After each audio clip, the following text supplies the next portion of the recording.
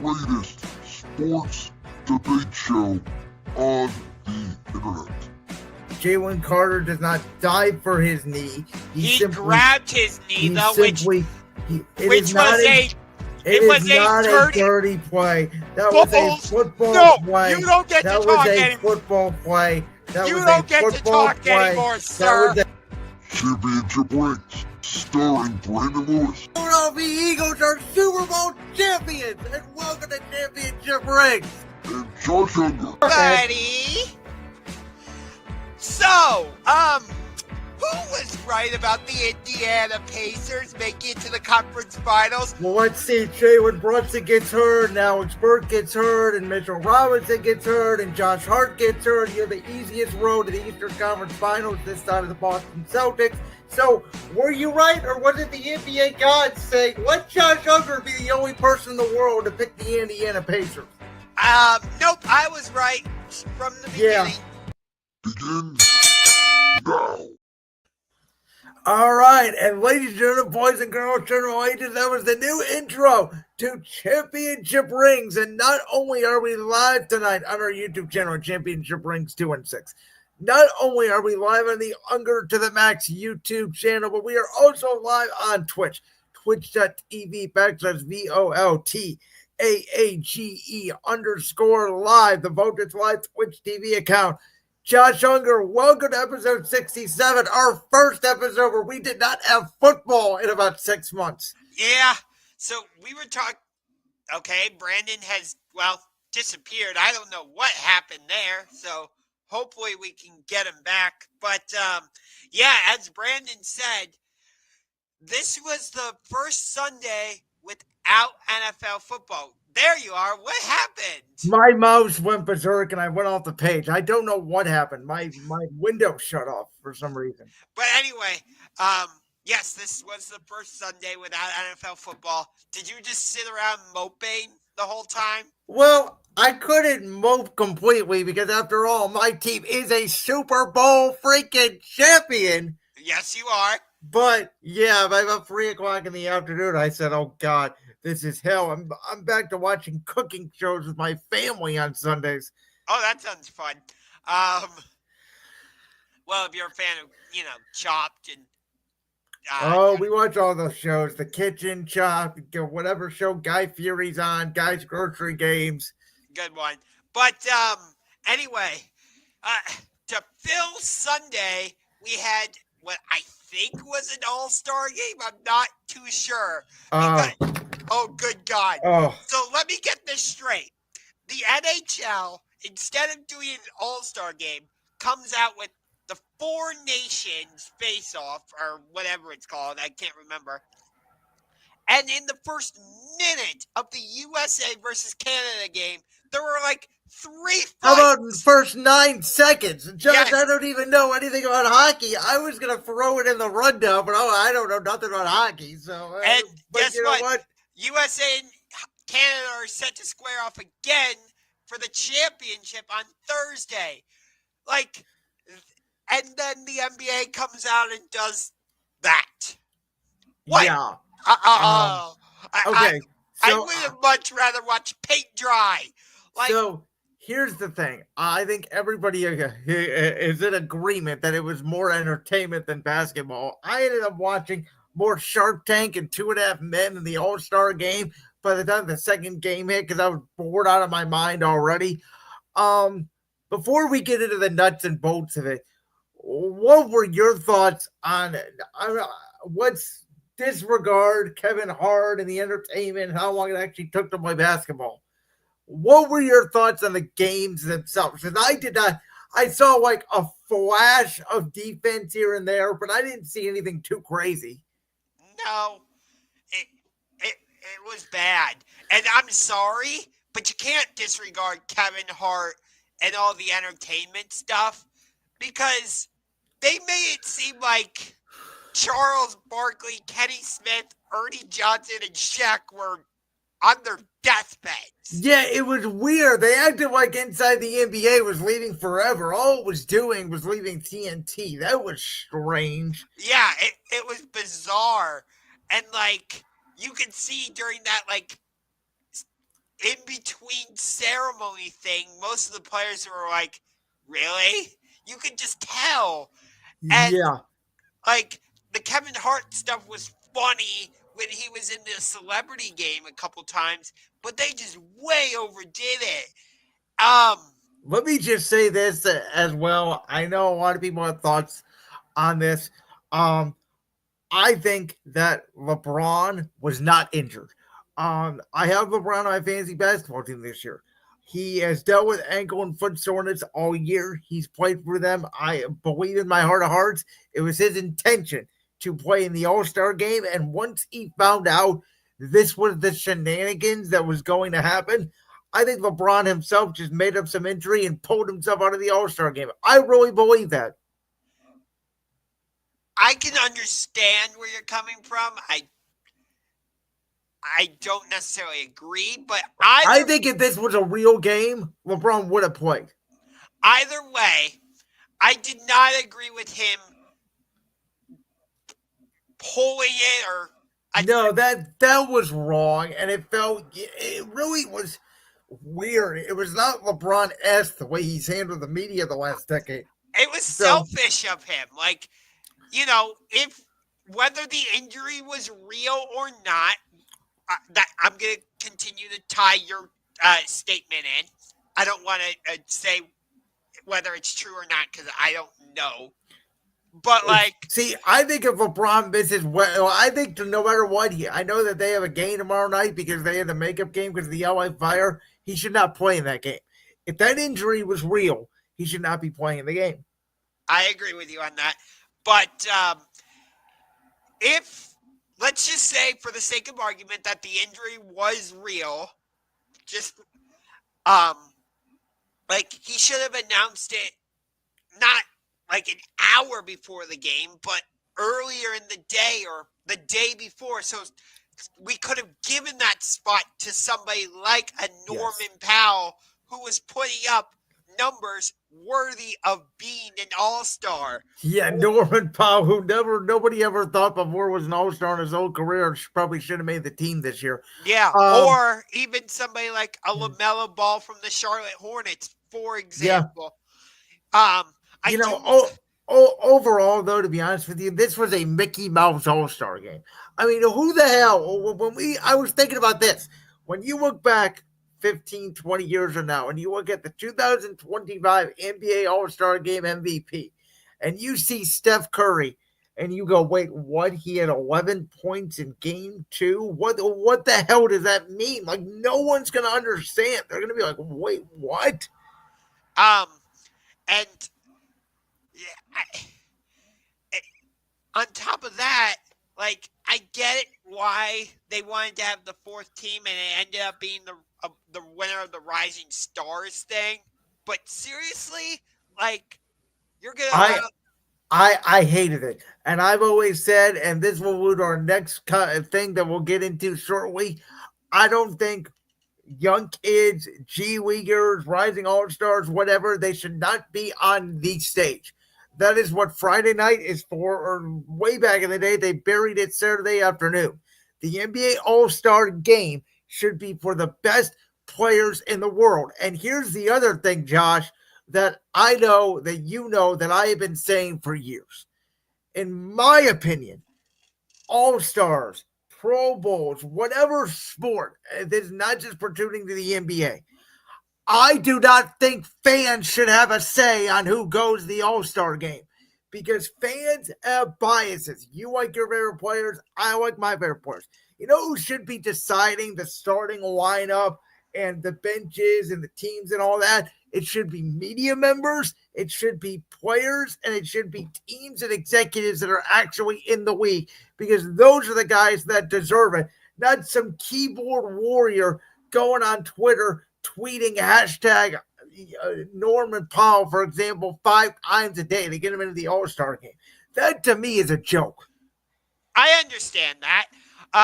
Although the fans are a big part of the NBA. But aren't the fans going to watch a good product? Would the fans really care if we got LeBron and KD and Steph and Tatum and Giannis and Jokic, and they actually tried? Like, that's the thing. That's the only thing. The NBA doesn't need to make all these drastic changes to the All-Star game. You know what the players need to try. That's the bottom line. I don't know what started it. I don't know how this thing happened, but the 2020 All-Star game that was 4 years ago, that was in honor of Kobe Bryant and his daughter Gianna after they had passed away from that horrific plane crash. That was one of the best All-Star games ever. What happened after that? I mean, it's the same concept. What did guys do? Try for Kobe and then say that's it. The All-Star game's dead. I did like the 2022 All-Star game. Not even because it was here in Cleveland. And LeBron hit the game-winning shot. And again, like, that was a great All-Star game to your point. What the hell happened? I don't know. It's definitely the players' fault, though. It's not. Oh, it's definitely it is the Draymond, LeBron step. It's that era. Draymond Green's got it wrong. It's not these new kids. Like, I think, Victor, I thought out of the whole weekend, despite how you feel about the skills competition and what Victor Wembanyama that was hilarious. By the way, I thought the NBA should have let it happen. No one's barred. I loved it. I thought Victor Wembanyama actually was the only person on Sunday that was legitimately tried. The NBA could have turned that into a legit moment. Like, they should have interviewed. By the way, they didn't even let Ellie LaForce on TNT interview him. Like, what? That's what I'm saying. You should have done an interview with them. Like, how long have you been planning this? And all blah, blah, blah, blah, blah. But they just like, no, we're going to dismiss that. No. I like the idea of USA versus the world. Because, again, go back to the 4 nations over in the NHL. When you put your country on the front of your jersey, like, you watch what they're doing in hockey, they actually care. They're trying in these games. Like, So, I guarantee you that championship game on Thursday night between the U.S. and Canada is going to be must-see TV, just like it was when they played a couple nights ago when it was a bloodbath in the first 9 seconds. So here's my thoughts on USA versus the world, and I like the concept. I do. I think there's 2 flaws to it. I think number one, I think that when you look at the USA versus the world, there will still be players on the world roster that still probably shouldn't be all-stars. You mean somebody like a Lowry Markkanen from the Utah Jazz? Yeah, like somebody like that, because they're not going to have 12 guys that are legitimate all-stars, so you may get more snubs that way. Here's my other issue, and I don't really want this to get too political, so I'm going to try to be very careful with my words. I think the NHL and hockey, excuse me, and its players and its fans, I think that works because that sport has always been global, and those fans have always cared about their country and patriotism and USA and all that. I think that NBA players and the NBA fan base, I don't think they are necessarily big on U.S. versus Canada or U.S. versus France or U.S. versus all that. Oh, I don't agree with that. I think that when you take a look at what went on in the NBA bubble 4 years ago and everything that happened with the kneeling of the anthem and all that, and, players controversially wanting to leave the bubble because they didn't feel safe because of everything that was going on with the George Floyd situation and all that. Like, I just don't think that the NBA players are as passionate about defending this country as the hockey players are. I don't want to make that too political, but that's how I feel. And I respect that opinion, but I am still going to disagree because you go back and watch these past Summer Olympics, that U.S. versus Serbia semifinal was highly intense, and like that U.S. versus France gold medal game was that's because there's a gold medal on the line. I mean, there's a difference between that and an all-star game. Yes, I understand that, but I think these past Olympics showed that the world is starting to catch up with us. Like it. Remember, in the gold medal game, it took amazing 3-pointers by Steph Curry to Yes. beat France. So you gotta give the French credit for that. And again, go back to that Serbia. I think it was Serbia, right? I believe so, yeah. It was in the semifinal. That game came right down to the final seconds. Yeah. Like I understand what you're saying, that maybe it's because it was the Olympics, but at the same time, like, I think if you do U.S. versus world, you might not get that level of intensity, but you would get a better product, I think. Here's another example. When the WNBA did their All-Star game, they did, I think it was like the WNBA All-Stars versus the Olympic team. And it was a great game. So they're not going to do the same thing this year probably, because there are no Summer Olympics, but still, like, that was a great game.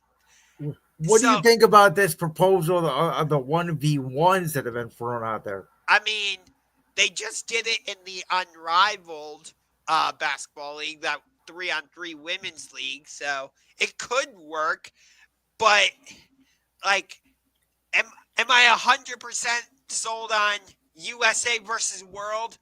No. I've heard the idea of going back to the East-West format and maybe bringing home court advantage in the NBA Finals back into play, which they did it for baseball. It worked for baseball. Yeah.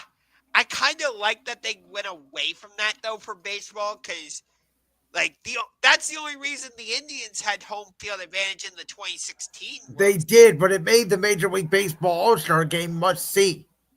That's true. Even for teams, for the record, that were like on the fringe playoff wildcard teams, we know in baseball, wildcard teams can make the World Series, so it kind of felt like you had a chance. Yeah, like Texas and Arizona were both wildcard teams. Yeah. Or when you had the Angels face the Giants in 2002, or Royals Giants in 2014. There's 3 examples right there. Okay, so let me ask you this real quick.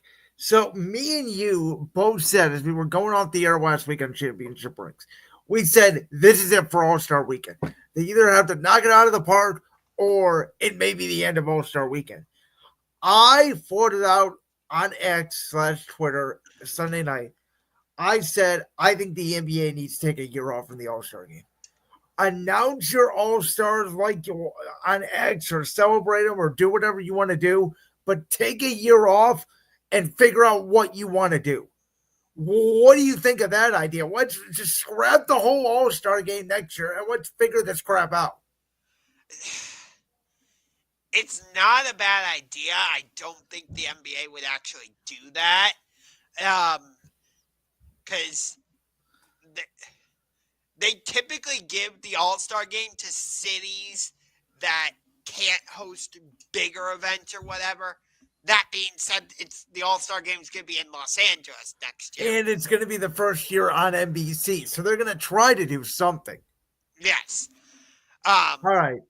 Let's talk about this guy, Max McClung. Mac McClung, because this guy became the first person ever to win 3 straight dunk contests. And I have been a hater of the dunk contest for years. As have I. But I'll tell you what, Josh, that was the best dunk contest I've watched. I'm going past Aaron Gordon and Zach LaVine. That was the best dunk contest I've watched since Blake Griffin jumped over a car. To answer the question, did Mac McClung save the dunk contest? I hate to be a Debbie Downer, but I'm still going to say no. Because one guy can't save the dunk contest by himself. Like Stephon Castle and the rookie for the Bulls, I can't even remember his name, and Andre Jackson from the Bucks, they were missing all their dunks left and right. Yeah, it was bad product. Besides Mac. Yeah. Stephon Castle, he did okay. He had a couple good dunks. Yeah, b- but that's what I'm saying. Like, you know, I, like for example, you mentioned the Aaron Gordon, Zach LaVine stuff. Like that was great. Like because they kept going back because and it was forth, back and forth. Yeah. and like Um. it kept you guessing, or like going back to like Dwight Howard in 2000 Yeah. when Remember he Nate Robinson when Nate Robinson jumped over Dwight Howard? That was that's what I'm I like when people dunk over people in the dunk contest. Kenny Smith kept saying McCoy needed to jump over Wemby, which I totally endorse. I think if you jump over Wemby, you win the dunk contest automatically.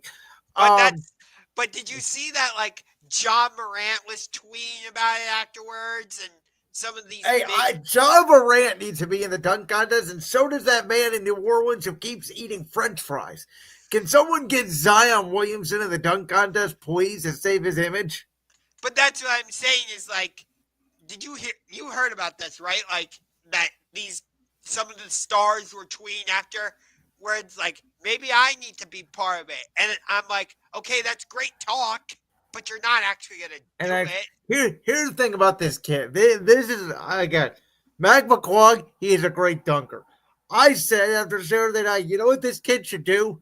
Two things. Number one, he should go on LinkedIn and he should change his profile from a professional NBA player to a professional dunker because that's what he is. He's not a professional basketball player. I'm sorry. He's played 5 minutes in the NBA. He has scored a grand total of 0 points in his NBA career. He has won 3 dunk contests and has not scored a single point in the NBA. He's not an NBA player. He's a guy the NBA should pay to come in and do the dunk contest every year. If I was him, I would start a TikTok. I would go on TikTok. I would go in the middle of the street and I would host, make people pay me to dunk. That's what I would do because I think that's what McClung is. Yes. Was this an overall, excuse me, better dunk contest maybe than in years past? Sure. Did it save the dunk contest? I'm not sure like yourself necessarily because it sounds like this guy, who again, for the record, has not ever scored a point in the NBA. It sounds like he's not even going to participate in the damn thing next year. Yeah. Overall, like it was okay. It wasn't like amazing. Like I'm not gonna. I thought it was decent. Like here's the thing: it was low expectations, right? So expectations are everything. I thought this dunk contest was the best dunk contest in easily at least 5 years. Probably. I can't. Oh yeah, when it was here in Cleveland, it was like Cole Anthony and Obi Toppin. Oh yeah, that's right. That was god awful. That was, and then the next year, this kid came in, and again, like he's a G Leaguer, and no disrespect to any G Leaguer in the world, but folks, he has not scored an NBA point. He's not an NBA player. To me, he should not even be in this dunk contest. This just smells of desperation. And Kenny the Jet Smith was saying like, "Oh, Vince Carter, you got competition." Well, which I don't get it. Like I understand they were in San Francisco in the Bay Area, but they didn't need to go overboard with all the Vince Carter stuff. I mean, he did become the first. Think about it. He's the first person ever to win 3 straight dunk contests. No, I'm talking about the Vince Carter stuff. I know, but it was the comparison of the 2000s, and I think as we talked about last week, the whole weekend was sort of TNT's a little bit of a swan song because most people are not going to watch regular season basketball. This were sort of all the fans got together before the postseason, and it just sort of felt like TNT was playing old hits, bringing back everything and talking about everybody's got competition from 25 years ago. Yeah. Just get me to the second half of basketball, which I'm going to go into a quick non-rundown topic because I'm looking at these next, Brooklyn, New York, Memphis, Orlando, these next 5 games for the Cavs. I'm a little bit nervous about this little 5-game stretch because we got an impromptu topic. Okay, tell me the games again. So it's at Brooklyn on Thursday. That's a win. home against New York on Friday, so a back-to-back. Back-to-back. And then home against Memphis on We Sunday. should beat Memphis. And then at Orlando on Tuesday. And then at Boston on Friday. Ooh, yeah, they should go 3-2 in that stretch, though. And we should beat Brooklyn pretty easily, but still, at Brooklyn and home against New York on a back-to-back, that gives me a bit of trepidation. Well, the Knicks will be in a back-to-back too. Well, yeah, I'm pretty sure. Yeah, they're playing at home against the Bulls on Thursday. But still, like Brooklyn, the last time we played them here in Cleveland, that was a tight game against the Nets. I remember that. It came down to the final seconds. So that's the reason I'm a little nervous about that. Memphis, they're one of the top teams in the Western Conference. They are, but I don't believe that they're a real contender. I just don't. Okay. And then Orlando, that's our first game in Orlando. That's a good team. And then at Boston, we should have won that game against them when they were in Cleveland earlier this month, but Evan Mobley and Jared Allen both forgot there was a game. No, not Jared Allen. It was Max Strus. And then the bench didn't show up at all. Yeah. And plus, Kristaps Porzingis should go into acting afterwards because he was great at flopping. But still, like that 5-game stretch, we should go 3-2 at least, but it's still a little bit scary for me. It gives me trepidation. It's going to be interesting to see how DeAndre Hunter really fits in now because we traded for him and he's played what, like 2 games since we've gotten him? 2 or 3, yeah. So it's like, that's why I feel like the trade deadline and the All-Star game are a little too close to each other. Yeah, I don't love it. It didn't used to be that way. Remember using the All-Star game and then the trade deadline? Yeah, because it's like, for example, Luka gets traded to the Lakers. He plays 2 games against the Utah Jazz, and then it's like, okay, we're taking a break. And you're like, what? I'm still trying to get used to my new team. Yeah, no, I agree with you. Speaking of transactions, we talked about this last week on the air. This is going to be a fun topic. What will the NBA look like in 5 years from now? So, Josh, for the first time in maybe championship rings history, I have actually become prepared for this segment. I have a complete list on what the NBA is going to look like in 5 years. Okay. I have a couple things. I didn't write anything down. I think the Supersonics will be back. I think Vegas will have a team. Because those 2 Western Conference teams will be in the league, I think Memphis is going to move into our division and come to the Eastern Conference. I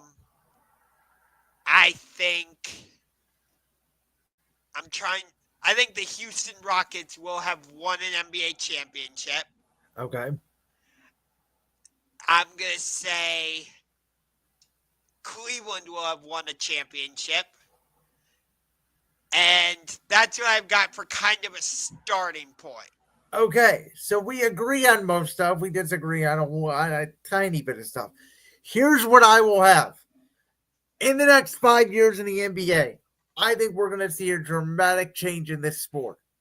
For one, I think there will be an on-court change in the NBA. A 4-point line? I think within the next half decade, you're going to see a 4-point line. Interesting. Now, the question's going to be, where is it going to be? I am proposing that I think there is going to be a 4-point line. Uh-huh. If I was a commissioner, Uh-huh. I would actually not make a 4-point line. I would just say if you shoot a 3 ball from beyond half court, meaning on your side of the court, it's worth 4 points. That's what I would do. Okay. I Go ahead. I'll let you finish. think there is going to be a 4-point line, though. My guess is it's going to be a couple feet back from where the current 3-point line is, and they may just move the 3-point line to the corners.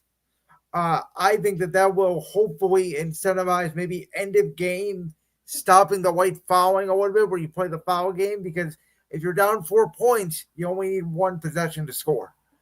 Okay. I don't know if the league would do that, only because we've seen, you and I have discussed how much of the game now is, oh, I'm on the fast break, it's 3-on-1. But instead of going for the easy layup, let me shoot the 3-pointer. Because it's math. So I think the solution to that is, let's actually shrink the 3-point line and let's put a 4-point line way far back.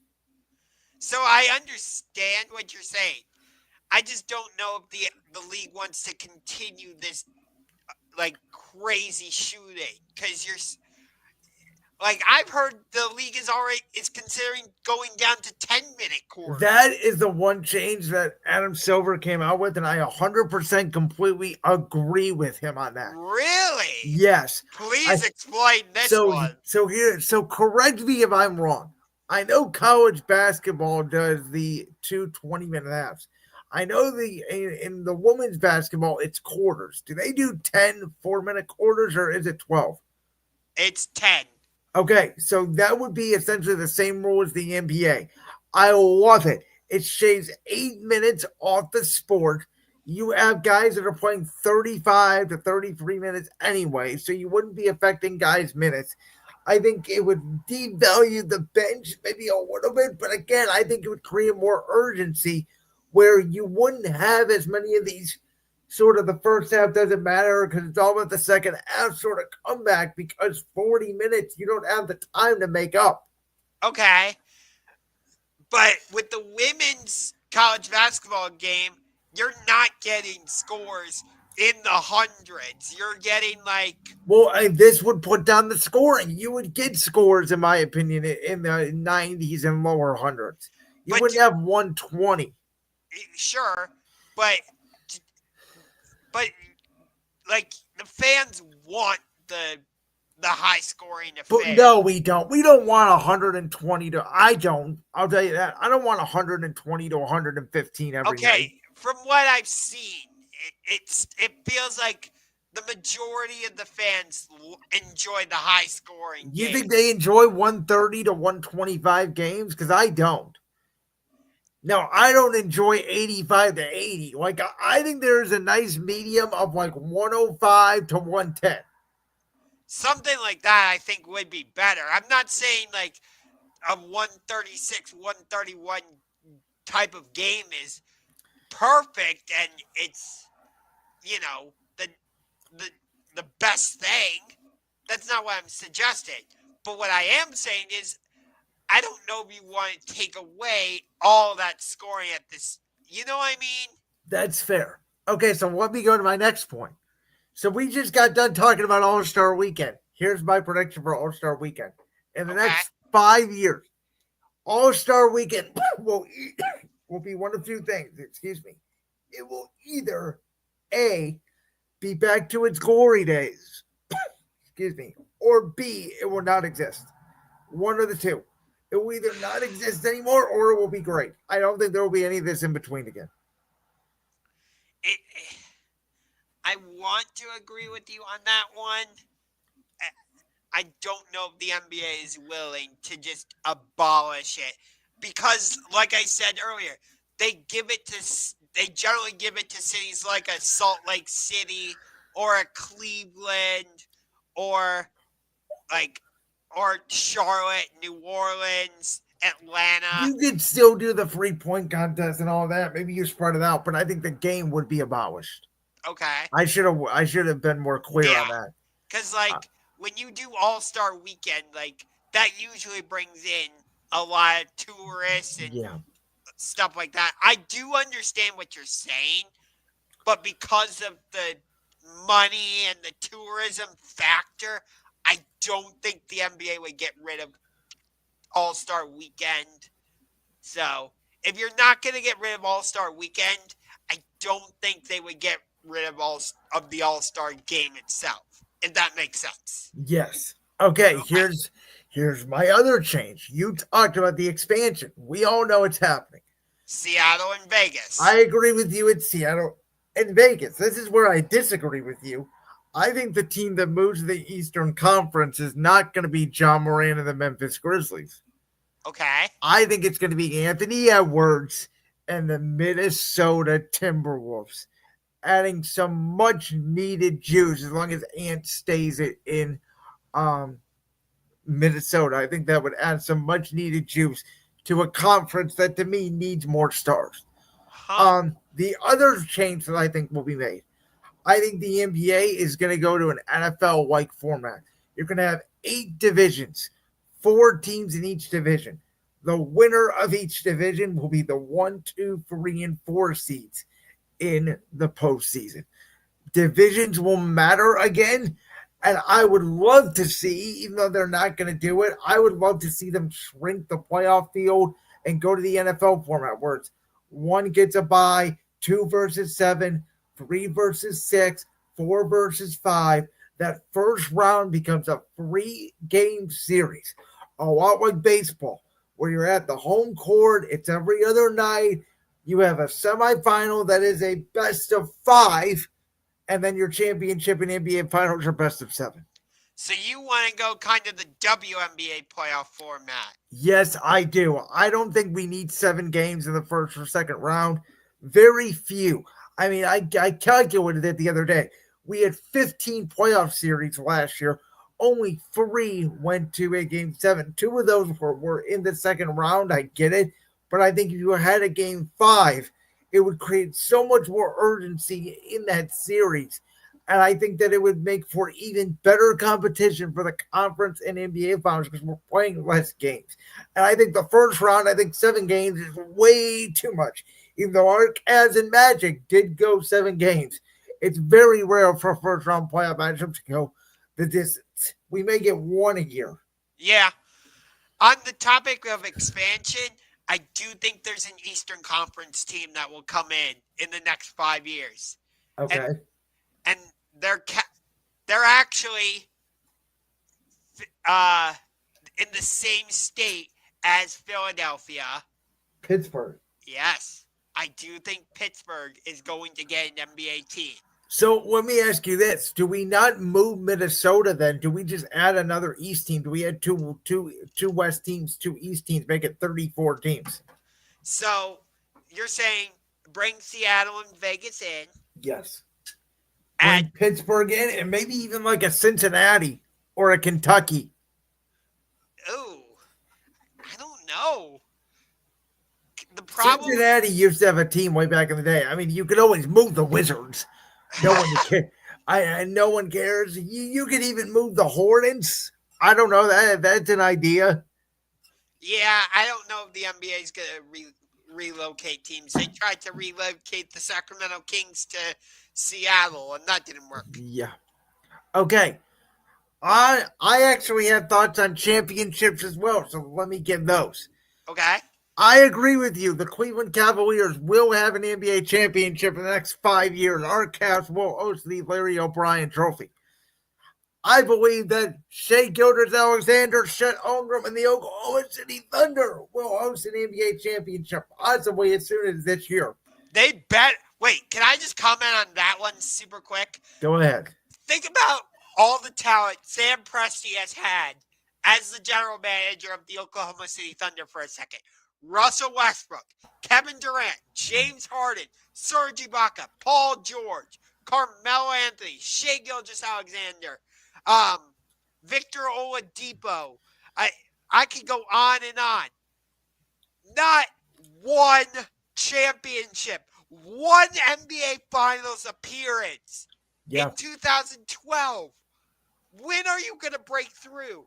Like, think about it.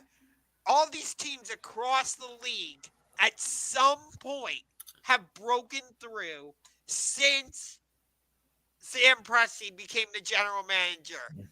Whether it was Golden State, us, Toronto, uh, Miami, San Antonio, just to name a few.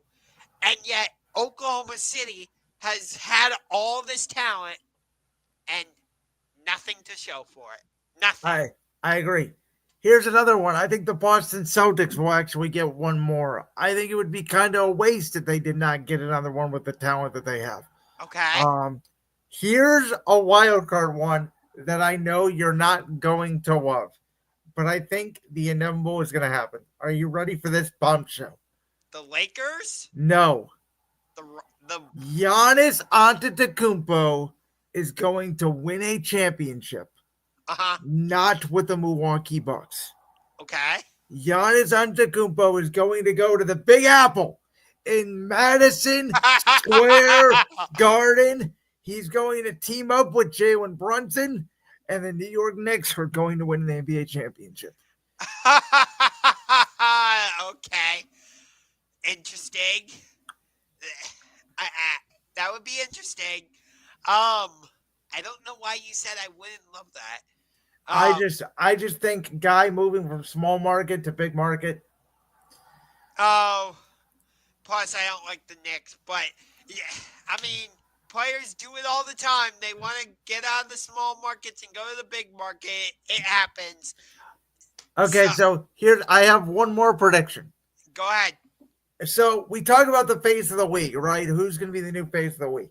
There is no face of the league right now, by the way. I think it's still LeBron, without a doubt. I think until LeBron retires, LeBron is the face of the league.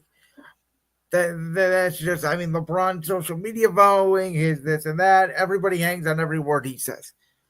I think in terms of best player who will also be face of the week, I don't think it's going to be Luka.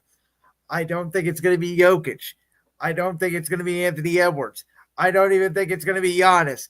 Ladies and gentlemen, there is a 7'4" unicorn in San Antonio, Texas, named Victor Wembanyama, who I have been telling the world since he was about 13 years old. You're all right over there. Yes, I'm okay. I'm getting choked up because I love Victor Wembanyama so much. I've been telling the world that this man is going to change the NBA, and he will do so, leading the NBA into the future. I would have said SGA is going to be the face of the league. I'm curious. Why did you not say the San Antonio Spurs are going to win a championship in the next 5 years? I think the West is too deep. Really? I think it will be easier in the Eastern Conference. I mean, in the East this year, I think it is the Cavs and it's the Celtics. I think it will be the Cavs and the Celtics for the foreseeable future until Giannis Antetokounmpo goes to the Knicks. It would be fun.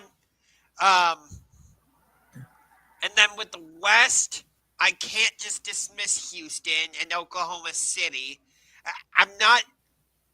I want to keep Memphis in the discussion because now they have John Morant back, even though you know my feelings about John Morant. Yeah, I don't trust John Morant to lead the team to a championship until I see it. And I respect that opinion.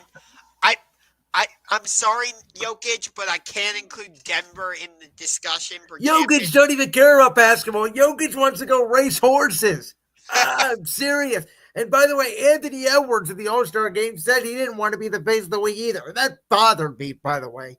Yeah. That really did bother me. So that's why I think there's an opening for a team like Houston or maybe San Antonio, because I really like that the Spurs went out and they got De'Aaron Fox, and they didn't have to give up any of their young guys. I think Fox and Wemby are going to be a great pairing. They need one more legit wing, one more legit score.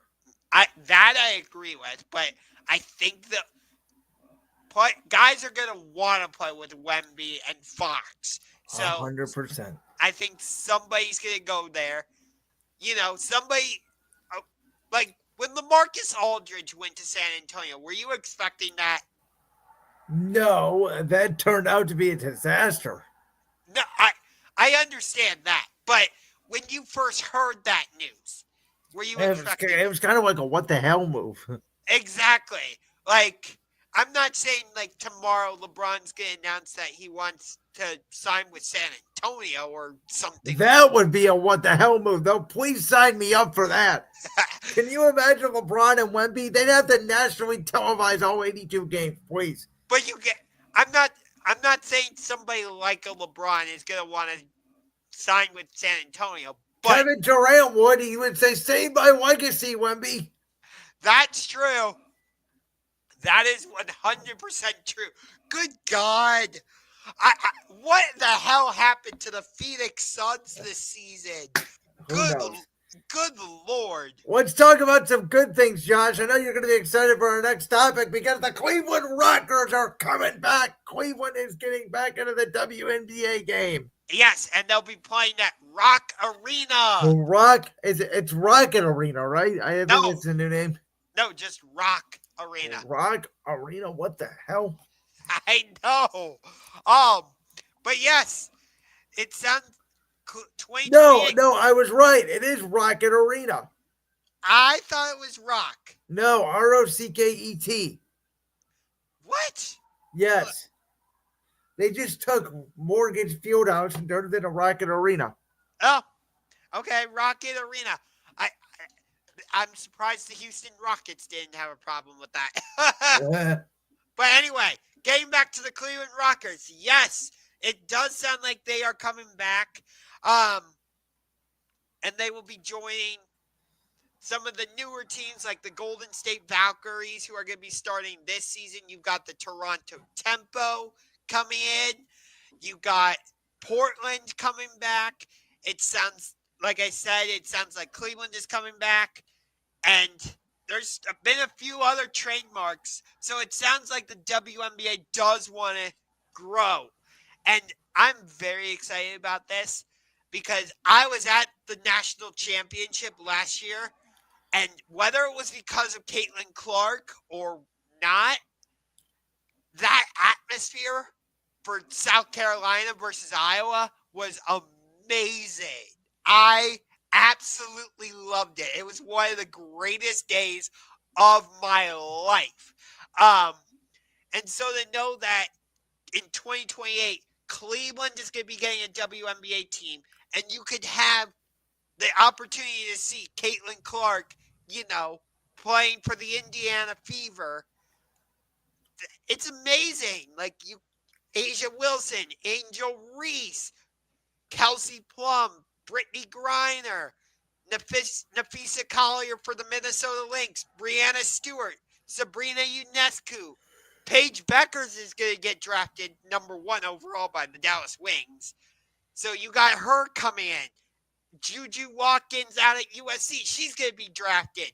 There's another star coming to the WNBA. So you got all of these big names and these fan bases are coming up. You know what I wonder? Like, we talk about how some cities have the big four and some don't, which the big four is NBA, MLB, NFL, and NHL. I wonder if it could get to the point where it becomes the big five. Could it be that the WNBA, not because of how many teams they get, but because of the growth in popularity, could it be that it changes from the big four to the big five? It very well could be. I think it really depends on the success that obviously Caitlin Clark has over her career in the Indiana Fever. She's the big driver behind all of it, whether all the WNBA players like it or not. College basketball, women's, and the WNBA came back to prominence, and all of these expansions are happening because of one woman, and her name is Caitlin Clark, and she plays for the Indiana Fever. When I heard the news, I thought of you immediately. Thanks.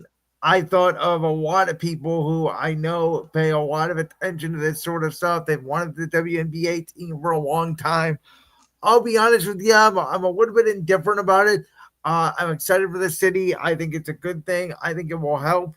The now Rocket Arena is sort of year long because the WNBA does sort of play out of the way when it's sort of the NBA off season a little bit. I know they obviously start their season in July. They do end their season in October. Um, I'm just wondering how, listen, the Cleveland market we know is an NFL first market, it's an NBA market second, and the baseball market is a distant third. I am a little bit worried about how the local coverage of this WNBA team of the Rockers is going to be because I feel like if they're not a good team right out of the gate, I don't know how successful it's going to be because I always feel like they have to be successful to be worthwhile in this city because of the other teams in the city. Yeah, but the thing with like the WNBA season is they're only really competing with Major League Baseball, They are. which for the most part, I would say WNBA, because Major League Baseball is kind of stuck in a time warp a little bit. I would still say that, even despite some of the changes they've made. I would say the WNBA has the edge over. Well, remember, we did this topic last year when I asked you, is it possible that the WNBA could one day take over Major League Baseball? We both said it's possible. Um, I just think I don't know. Like baseball did do a really good job getting some of their younger fans involved, and yes, we will rock you, Grandizer. I see that. Um, I think Cleveland, like it's a good market. I think our fans are going to support it. I don't want them to be coming in like an expansion team where they're sort of building the ground up. I think they have to come right out of the gate strong. And I understand that perspective. Um, I I also understand why they're bringing back the Rockers name Yeah. because like that's what everybody knows and all that. But my issue with Cleveland in general is I feel like we play on the rock and roll stuff too much.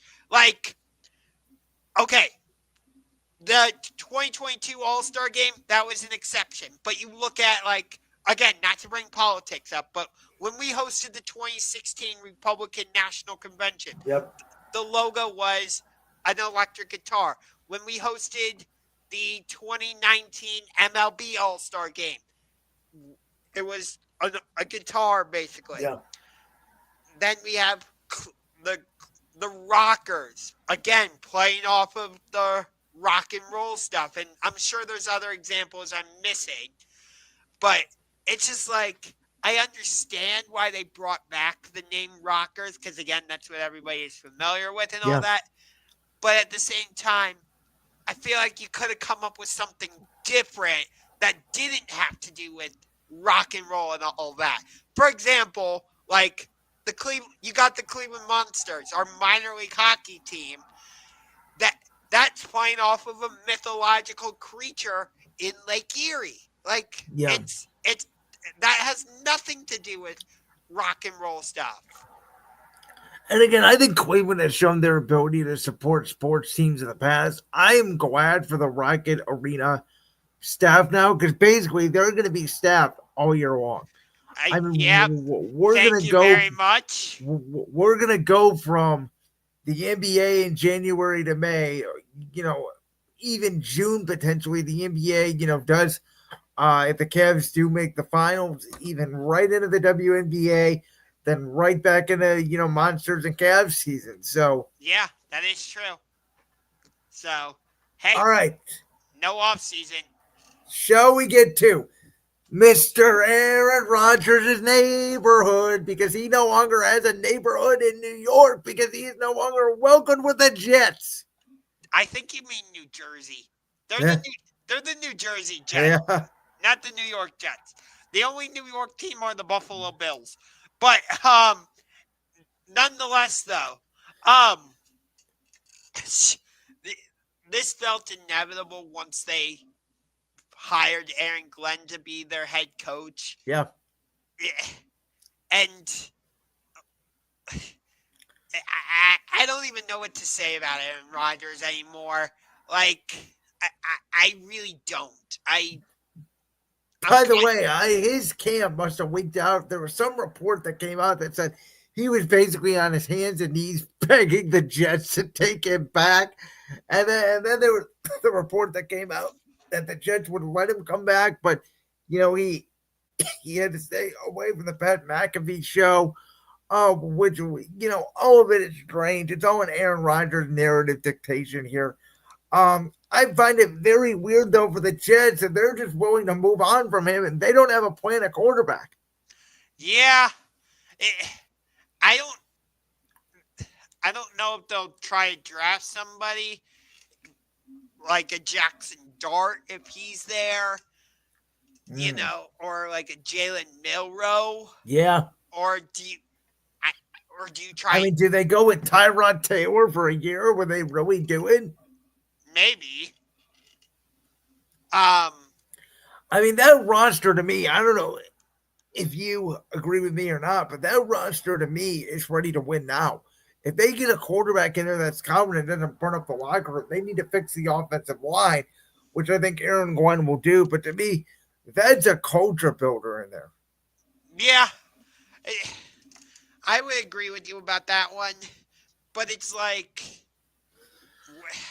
the Jets are one of the most dysfunctional teams. Like, we're not trading for him because of Madden ratings. Huh? Yeah, Cherry Judy. Yeah. Huh?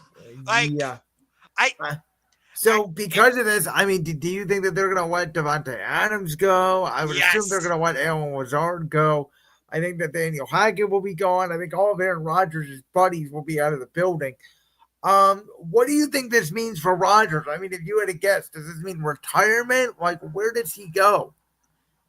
I've heard people saying the Steelers. That's a very likely option because I think they're going to end up moving off Russ. What about Justin Fields, though? I think they're going to move on both Russ and Justin Fields. I think Justin Fields, to be honest with you, was a backup in the NFL. I think they would win probably the same amount of games with Russell Wilson than they would with Aaron Rodgers. I think that it's just another lateral move for Pittsburgh that defense wins first. I've heard some theories being thrown out there, and the question I have would be, would Aaron Rodgers be willing to do this? Which is, would he be willing to take the Brett Favre path and literally go from the Packers to the Jets to the Vikings? The Vikings move off Sam Darnold. They let J.J. McCarthy sit one more year, and Rodgers goes to Minnesota. I don't think the Vikings would do that. I don't. I think they're either going to try and keep Sam Darnold in the building or turn the reins over to J.J. McCarthy. So I'm going to throw something out there. I'm going to say this right here, right now. I think Aaron Rodgers will not be retired. I think Aaron Rodgers will be playing next year. I think he will be returning to the NFC. I think Aaron Rodgers is going to be a Los Angeles Ram. Because I think the Rams are going to move on Matthew Stafford. Where there is smoke, there is fire. And this is what I believe. This is why I want to put this topic in here tonight, Josh. I think the Rams are going to trade Matthew Stafford to the New York Giants for the number 3 overall pick. Matthew Stafford is not worth the number 3 overall pick. I think he is in the mind of the Giants, who have to win this year, or Brian Dable and Joe Shane are fired. I think Stafford's going to end up being a Giant who need to solve their quarterback issues. I think the Rams are going to take that number 3 pick. They're going to trade down. They're going to get more draft picks. They're going to get younger. Maybe a team like the Raiders moves up and gets Shedeur Sanders or what have you. And I think for a year, the Rams are going to rent Aaron Rodgers. Well, in terms of the Raiders part of the equation that you just brought up, I don't think Shedeur is going to be there for the Raiders draft. Because I'm following the cookie crumbs. I think Shedeur is going to be a Cleveland Brown. Please don't tell me. Yep. I don't want it. I think it would be a bad move. It would be a Johnny Manziel type move. And wouldn't it just be the most Cleveland Browns, Jimmy and G Haslam type a thing to do that. It would be what my face looks like right now. It would be the end of championship rings potentially for you and me.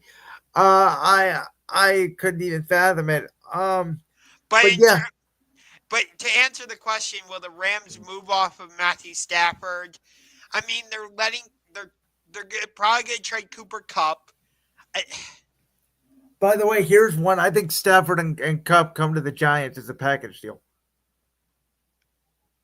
So you think the Rams trade both Stafford and Cup to the Giants for the number 3 overall pick? Yep, and I think the Giants become the third best team in the NFC East. And I think that Jerry Jones' boys go in the basement next year. I think the boys are going to be in the basement regardless. Well, that's once the Giants don't get a quarterback, I mean, to me, the Giants have to win. I think they're desperate. And again, there's been rumors surrounding Stafford and the Giants for days. I don't think Stafford is going to go to the Giants. I think he's going to go to the NFC South, the Atlanta Falcons. Oh, so you don't think they are going to play with pennants? I mean, the Falcons have a playoff caliber roster. They got some good production from Penix, but I think there's a chance they bring in Stafford. And that's a good one. You know what, Josh? That's a really good one. I didn't even think about it. He played college at Georgia. The offensive coordinator, Zach Robinson, used to be under Sean McVay in LA, so the system would be very similar. They have a good roster. Obviously, they need a boost of their defense. Raheem Morris needs to win this year. I don't hate that move. Yeah. I think he could go to Atlanta. I really do. Do you think though, like I do, like I think week 1 next year, he will not be a Los Angeles Ram? I would agree with you. Okay, so let me ask you this. Because according to many, Eli Manning got snubbed from being a first ballot Hall of Famer. I'm not going to ask you if Stafford should be a first ballot Hall of Famer. But do you think when he retires, will Matthew Stafford end up in Canton, Ohio? He has a Super Bowl ring. That helps. He had one of the best wide receivers in NFL history in Megatron, who is already in the Hall of Fame, which I think that helps. Here's my issue with Matthew Stafford. Okay. This has always been my rule of the NFL Hall of Fame. All right. 2 rules. Number 1, if I have to think if you're a Hall of Famer, you should not be a Hall of Famer. I have to think about Matthew Stafford. Here's the other thing. If I'm not scared of you as a player, you should not be in the Hall of Fame. I never went into a game, even when he was at the Rams, I thought, oh, God, we have to go up against Stafford. I'm not one of these people that believe Matthew Stafford was a top 10 quarterback. He may be 10 now. I think he got better with age with the Rams, but I was never the biggest Stafford guy. Huh. I was more of a Stafford fan when he was with Detroit, and that I think that's partially because he got to throw the ball to Calvin Johnson, who's one of my favorite wide receivers of all time. And that's part of the reason why I do think Stafford will get into the Hall of Fame, because when you're playing with somebody like a Calvin Johnson, that certainly helps your Hall of Fame case. At least in my opinion. You might disagree with that. And plus the fact that he has a Super Bowl ring, I think that will allow him to get into the Hall of Fame. Just in terms of Eli for a second, like, I think he'll get in just because you can't really write NFL history without Eli Manning. He's one of those guys, but I don't think he should have been a first ballot, so I'm all right with that. And to our final topic of the night, number 95, Myles Garrett. Josh, you're the Browns fan here. You know how I have felt about Myles Garrett, and I think you and I share very similar thoughts on Myles Garrett, because I know we've talked about this in the past. Should the Browns trade him? He would look good in a Packers jersey. He would look good in a Seahawks jersey, but he would look phenomenal in either a Lions jersey or in a jersey for the reigning, defending, undisputed Super Bowl champion. Yes, he would. Phil- He would look phenomenal in a Philadelphia Eagles jersey. Can we do an NBA-esque trade with you? I'll throw it out there right now. You guys get Josh Sweat and 2 firsts. You can pay Josh Sweat like an NBA sign-in trade.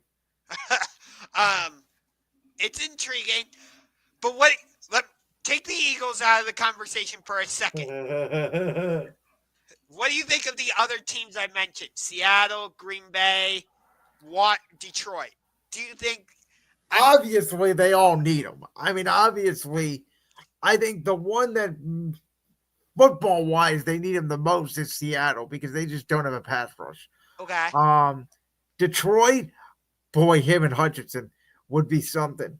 Yes. And I don't care about the salary cap. I think you figure out the cap. Who cares? That'd be a great move for them. That would fix their defensive line issues that even with Hutchinson they had. Maybe they bring back Zadarius Smith. You put the gang back together on occasion with Garrett and Zadarius. That would certainly help the Lions' case for losing both their coordinators.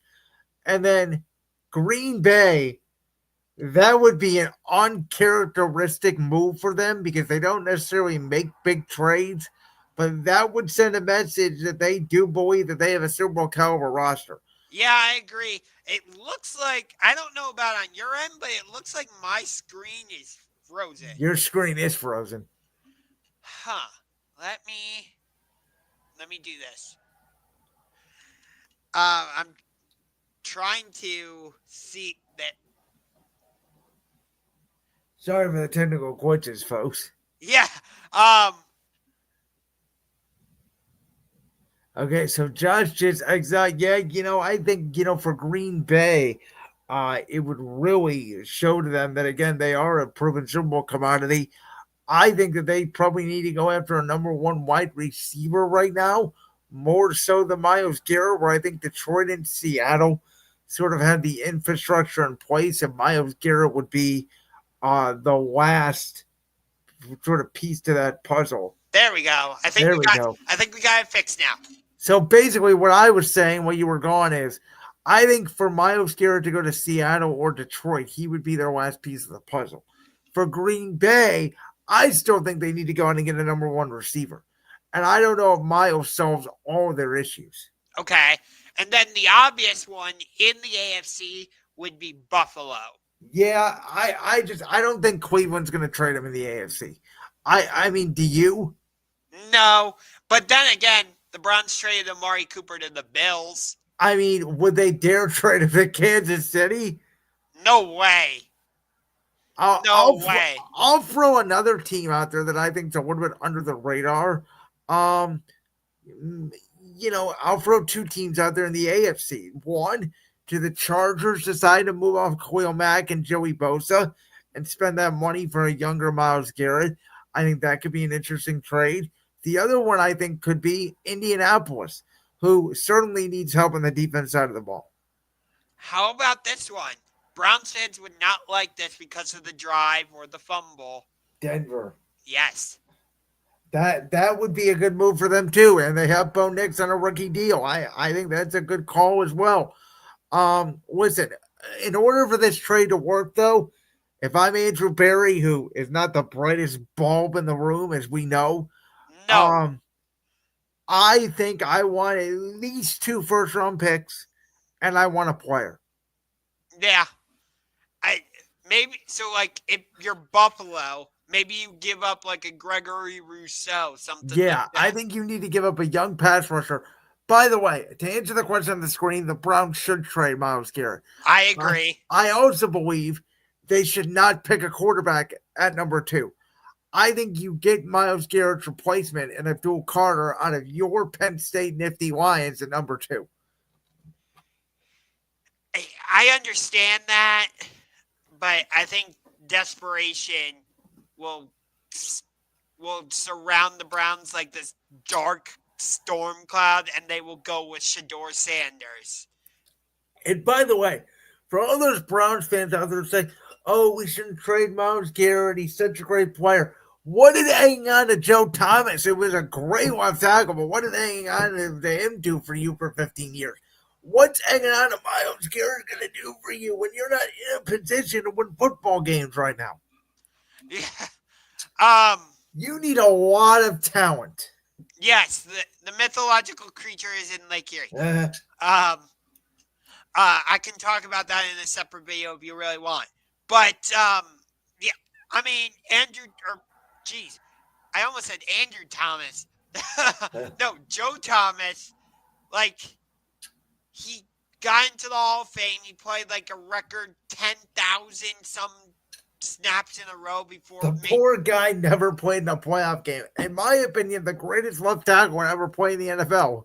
Yes, and he was drafted while he was out fishing, I believe, as the number 3 overall pick. Now, Myles Garrett was the number 1 overall pick, and you guys, me and Josh, are like the only 2 people in Cleveland that agree. Myles Garrett took like half his plays off when he was in Cleveland. But I think having a guy like Aiden Hutchinson, like you mentioned, or having even a Jalen Carter in Philadelphia, somebody else on the other side of Garrett, that way he does not get double teamed. I think he would have a career year wherever he went. Yeah. Think about the one great year he had that we all said it was 2 years ago when Zadarius Smith was healthy. Yeah, exactly. I feel like that's when Myles Garrett has been at his best. Like when we had Jadeveon Clowney here, for example. Yes. And Clowney was healthy, and Clowney made a good impact, except his coach was Fredward freaking Kitchens. Yep. So, I mean, listen, I don't blame Myles Garrett at all. I don't blame him for going out on media row. I think Andrew Berry is going to try to be a stickler here because Andrew Berry is already getting beat up by the press. I don't think he wants to get beat up even more by turning away Myles Garrett and potentially letting Nick Chubb go after making the worst trade in NFL history. That's kind of where I'm at. That trade has blown up so badly. There is so much egg on Andrew Berry's face and Jimmy and D Haslam. You can't even see their faces. It's just egg yolk. Well, and that's my point. Think about the beating Andrew Berry would take if not only does the Watson trade not work out, then he trades Myles Garrett. Oh, and by the way, we're not going to bring back the heart and soul of the football team, Nick Chubb, because I don't think Chubb will be a Brown. Oh, and also, we want to build a new stadium in Brook Park. What?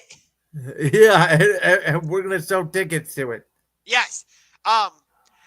Here, I have a better idea. Instead of building a new stadium, let's just get a giant crane, put a circus tent over for Huntington Bank Field, sneak into the Browns equipment room, paint all the Browns helmets white, and put a big red nose on it. There you go. The Cleveland Clowns. Yay! You know, there's one place where I do not want Myles Garrett to go. Baltimore? No. Pittsburgh? Washington. Oh. For obvious reasons. Yes, I can understand that. So, all right, well, that'll do it for this edition of Championship Rings. Thank you guys so much for tuning in. Next week, Josh, not only are we going to be talking about all the things that are happening in sports, but also Elimination Chamber taking place at the Rogers Center in Toronto is next weekend. So we will preview that event as well as everything else that happens in the sports world that we don't know yet because we don't have football to preview. Yeah, that's true. Wait, instead of building oh God. Use some money to look for the mythological creature. Yeah, yay. All right, Grandizer. You know what, Grandizer? I think one of these days we should have you on Championship Rings. I think so. Wait, please talk more. Maybe in a different video. Maybe. I don't want to guarantee that.